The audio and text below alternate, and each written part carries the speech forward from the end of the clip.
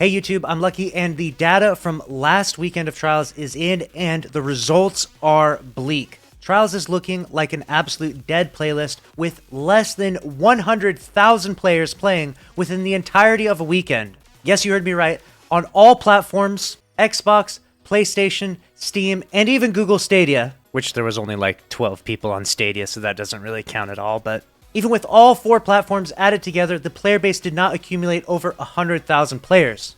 Now you might be thinking to yourself, okay, Lucky, who cares, okay? It's the end of the season. Yeah, things are going to dip down. Yeah, things are going to die, whatever. But you don't understand. Things have dipped down and died before and stayed over 200,000 players. We're talking about a level of descent that is comparable to the Dark Ages, to a time that we as Guardians, we don't speak about it.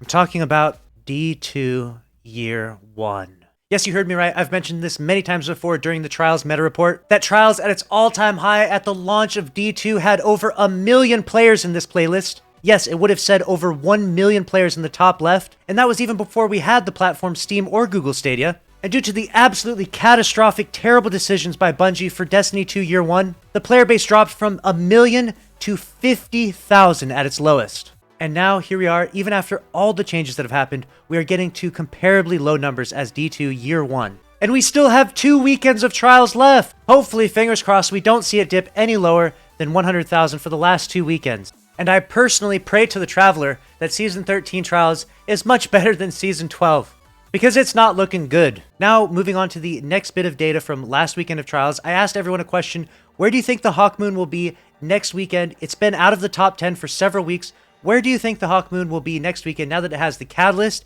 and it can get perks like Rangefinder and Killing Wind? Where do you think the Hawkmoon will be? And the answer is number 8. Hawkmoon rose up to the number 8 spot with the Catalyst and with random rolls, which is very impressive. Before this time, we actually only saw the Dire Promise as the only 140 within the top 10 of the Trials meta. So congrats to the Hawkmoon. It actually rose to the occasion and actually put the Dire Promise out of the top 10. And as I said before, I would give a shout out to the person that predicted it right, and that goes to Devil Official, who says, I feel like the Hawkmoon is going to be number 8 spot or 7.